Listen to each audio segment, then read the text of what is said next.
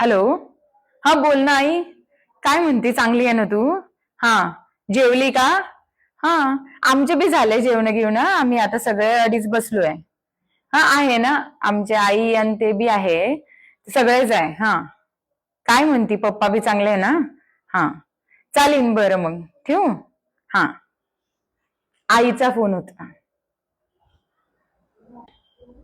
Hello. बोलू आई. काय तू बी सगळे समोर असताना तेव्हा फोन करते, काय बोलणार आहे मी ती अशी सांग बरं. हा. अरे तुले काय सांगू, माया नणद साठी माया सासून 5 साड्या घेतल्या. पाच पाच साड्या घेतल्या एकदम भारी भारी. आणि मायासाठी एक बी साडी घेवा ना. एक बी साडी घेतली नाही. आता माझी नणद येणार आहे ना, तेव्हा माया नणदले त्या 5 साड्या दी टाकीन. आणि वाहरीले एक बी साडी घेतली नाही. अरे तुले काय सांगू, सगळं माहित आहे का. हे भाजी केली तर म्हणते हे नको करू, ते कर. ते भाजी केली तर म्हणते हे अशीच केली, ते तशीच केली. काय सांगू तुले. आणि तू बी काय असं सगळे समोर असताना मी काय बोलणार आहे आता तू याशी. काही बोलू बी तर शकत नाही.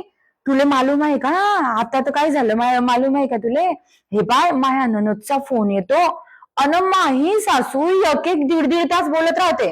पण आपल्या आई बापाचा फोन आला की असे पाहतच राहतो तोंडाकडे.